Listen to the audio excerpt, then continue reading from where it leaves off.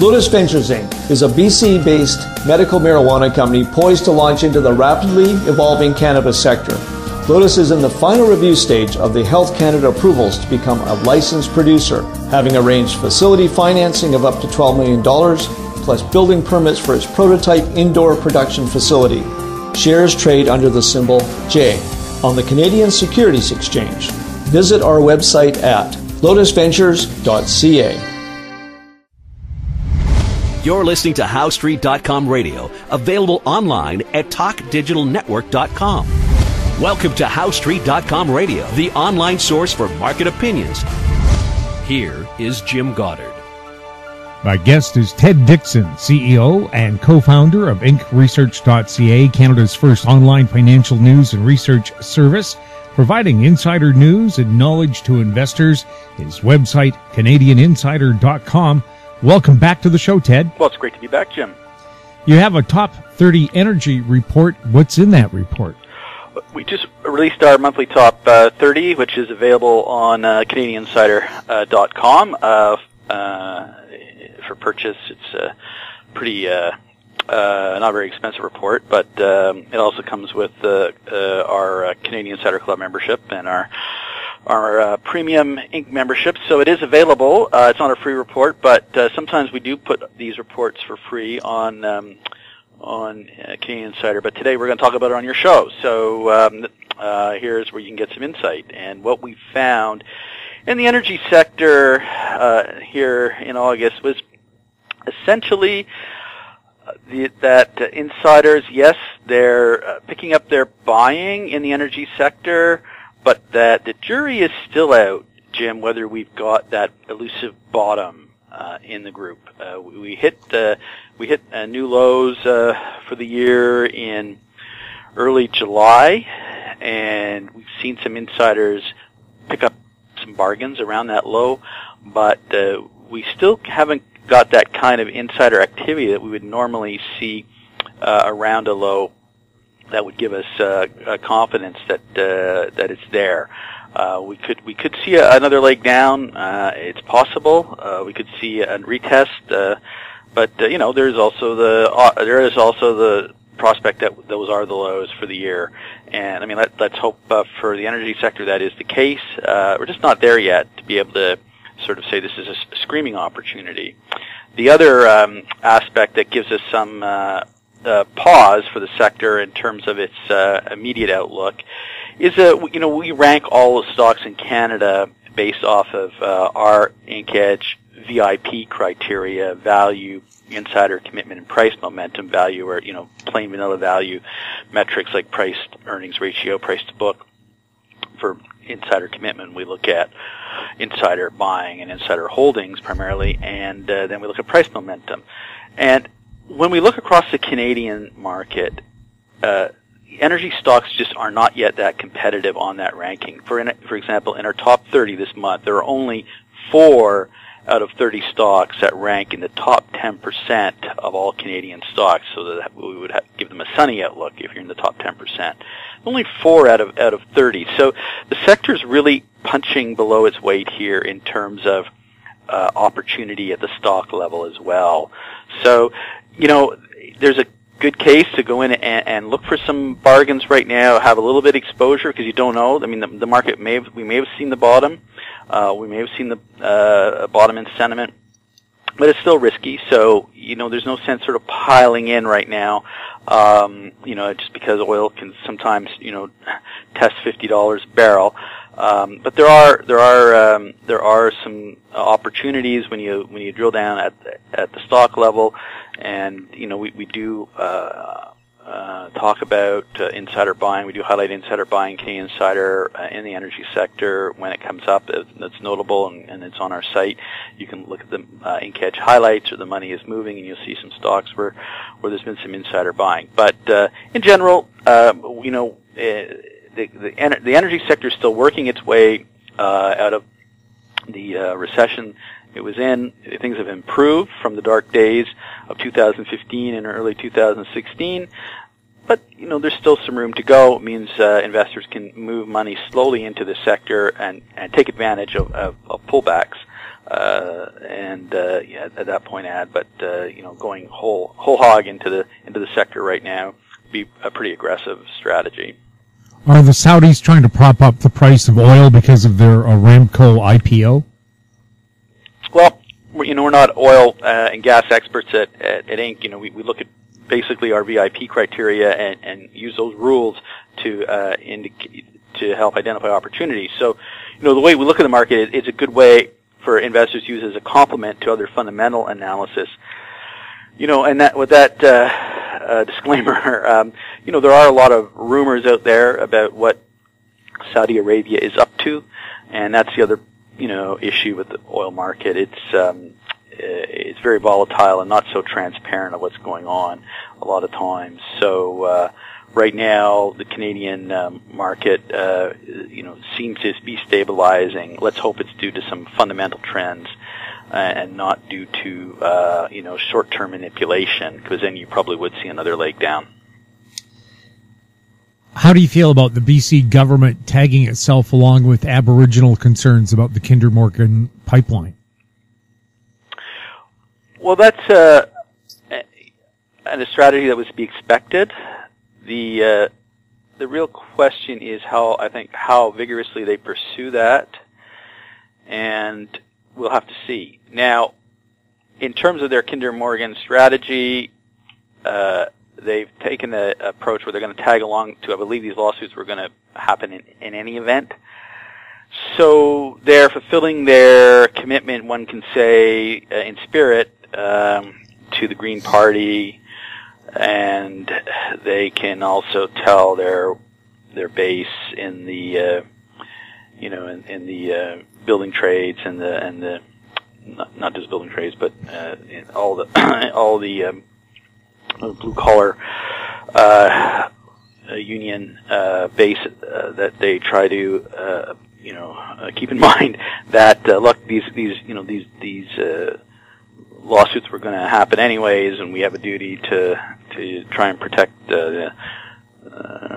they think they have a duty to protect the water, and although it's oceans are federal jurisdiction, so it allows them to really kind of weasel their way through this issue. I think going through the court system is, to put it bluntly. Yeah. How do you think the union members feel about losing the prospect for so many jobs? Well, I don't think they'd be very happy, and that's the tricky balancing act when you do something that's politically expedient, which I believe is what the NDP are doing here.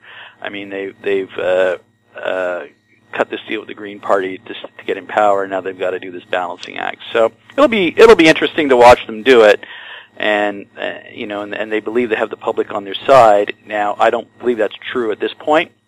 Yes, I believe they have a lot of people who live around the Gulf Islands, and people who in Vancouver who are concerned about the tanker traffic. Yes, those people are firmly opposed to Kinder Morgan, but that's a minority in the province, believe it or not, and the NDP are going to have to try and move the needle. Now, they have the advantage of the BC Liberals being in a leadership contest, and so they have a chance to get their message out over the next month or two, and it'll be up to the federal government and the proponent of the pipeline to counter that. So we'll see how it transpires. Definitely, the NDP have an opportunity, though, to broaden their support in their position. We'll see if they can pull that off. We'll have more with Ted Dixon right after the break.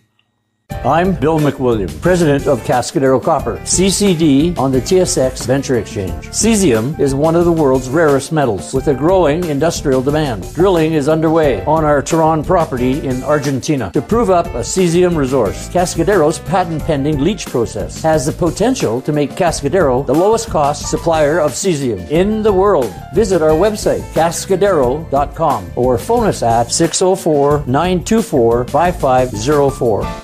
Glance Technologies owns and operates Glance Pay, a disruptive mobile payment technology now live in 16 cities in Canada and about to launch in the US. With revenues up 664% in the last quarter, Glance Technologies has the potential to be a worldwide leader in an industry projected to grow to $1.3 trillion in 3 years. Glance Technologies stock symbols are GLNFF in the US and GET in Canada. Find out more at glancepay.com. Welcome back. We're chatting with Ted Dixon. Ted, what would we find in your top 20 gold report?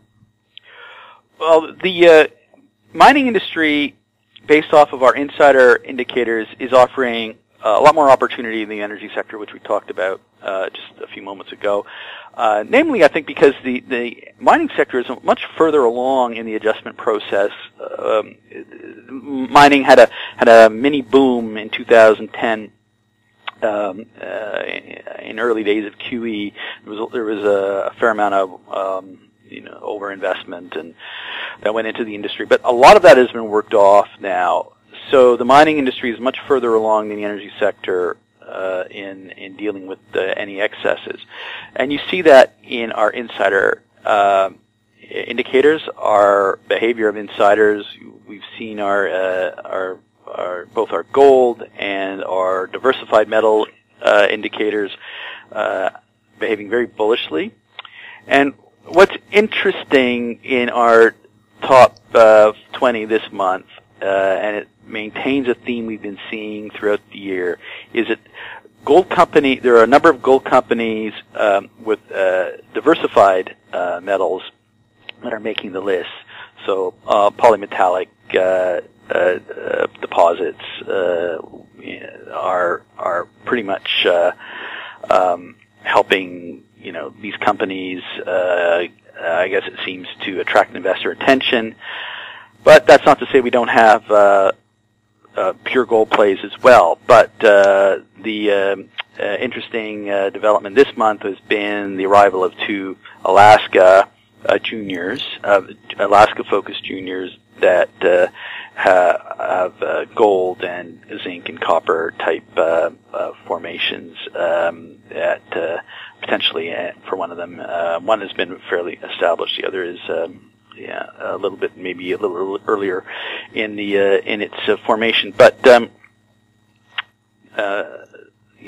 diversified gold mining is a very good way to get exposure if you believe that there is a global reflation coming. We've seen the price of zinc skyrocket. Gold, copper is pushing $3 a ton. Whether you believe that it's due to monetary stimulus or China, the fact of the matter is we're seeing a bit of an improvement here under the commodities across the board, while gold is still trying to, I would say, break out of its range. So it makes, there is a good argument for a diversified precious metals miner, but those arguments, are different than those who are looking for pure gold. I mean, pure gold is a risk, more of a risk diversifier. If everything in the world goes wrong, if the bombs start flying, over the Pacific, or something crazy happens in Washington, gold, you want gold. You don't want industrial commodities per se. So there are two different roles for those types of miners, and everyone has to kind of decide kind of where they want to focus and where they need the exposure. But there's good opportunities in both groups, and it's I think it's going to be an exciting time the next year or two in the junior mining space in Canada. So it's probably a good place to watch, a good place to be. A lot of stocks have not recovered a lot. We're seeing we are seeing the stocks that have moved significantly off their lows. But in terms of value, there's still some fairly decent deals out there. So, for those investors who have been kind of waiting on the sidelines, the summer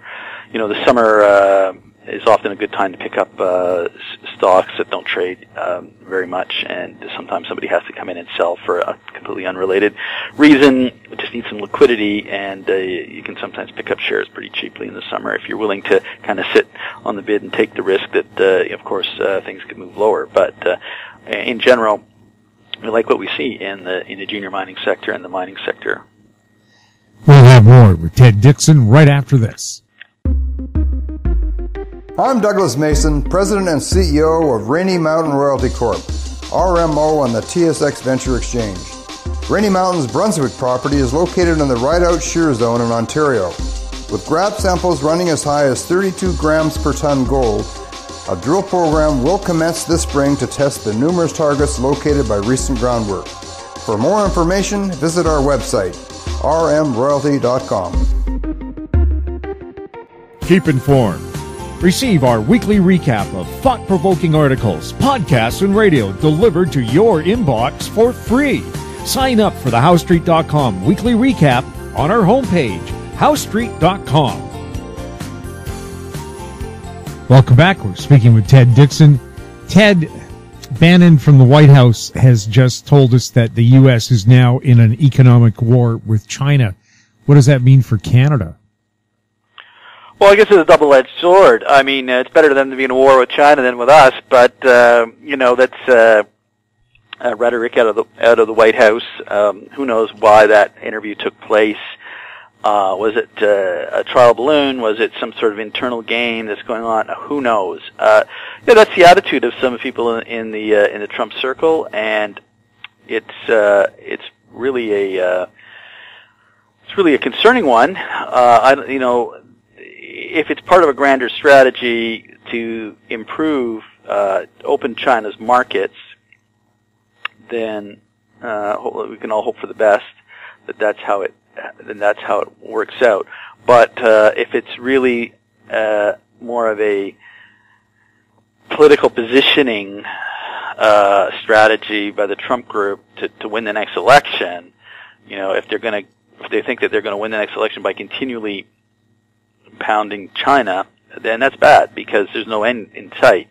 And the end, that means there's likely more confrontation. So I want to hope that it's that their end goal is to open up markets, and that would be positive. So there is two scenarios here. Which one? Trump likes to keep people guessing to some extent. Well, he certainly has people guessing on the trade front, but we'll have to see how China responds. They're not pushovers. China is a pretty shrewd operator, and they will react in their best interest. So we'll see where it goes. Would that give Canada new opportunities? It could. It depends. What's the U.S. game plan here? Are they saying that while they're actively pursuing trade negotiations with China? I mean, or are they using it as a way to try and shame China into doing something which won't work, or are they doing it to get reelected? If it's the latter two, then yes, it does open the door for Canada. And if it is part of a grander strategy to get China to focus strictly on the U.S., and the U.S. isn't sincere about it, then it could, push Canada out in terms of priorities. So, in one ironic sense, it would be better for Canada, I guess, if the Trump administration is just using this as a way to try and score political points at home. That would open the door for us. But certainly, if a real full-blown trade war happened between those two economies, it wouldn't be good for anyone. Do you have any concerns about the ongoing NAFTA talks? Well, they just started, and I think we probably won't get a real sense about the gulf between the different party positions for a month or two. Maybe it'll be sooner, but I think there's a lot that they can already agree on. But the sticking points will probably be the dispute settlement mechanisms, which is. Canada's in favor of improving those, but dismantling them is just a non-starter. You might as well not have an agreement. What areas do you think Canada needs to concentrate on? Well, I think I hope that we are concentrating on what the minister said, and that is reducing red tape and border procedures for businesses, and particularly small businesses. I mean, I can tell you, Jim, as a small business doing business in the U.S., there is no free trade. That's just a myth. There are huge barriers in terms of red tape and IRS and regulatory reporting requirements. I mean, there is no free trade. It's just, maybe you don't have to pay a tariff, but there's other things you got to go through. So if we could kind of streamline some of those things, can you imagine if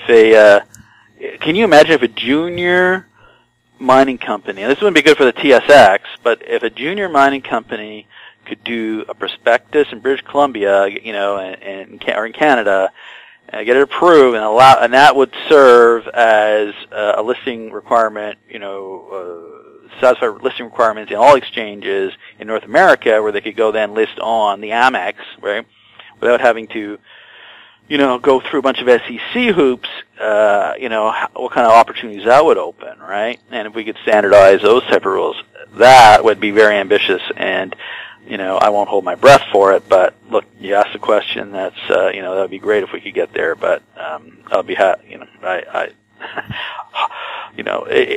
let's aspire to it, but, that's probably 10 years away. Ted, thank you so much for chatting with us. Thanks very much, Jim. My guest has been Ted Dixon, CEO and co-founder of IncResearch.ca, his website, CanadianInsider.com. If you have any questions for our guests or for the show, you can send them to info@howstreet.com. I'm Jim Goddard. Thanks for listening. Comments made on HowStreet.com radio are an expression of opinion only and should not be construed in any matter whatsoever as recommendations to buy or sell any financial instrument at any time. Available online at TalkDigitalNetwork.com. HowStreet.com radio is a production of House Street Media Incorporated.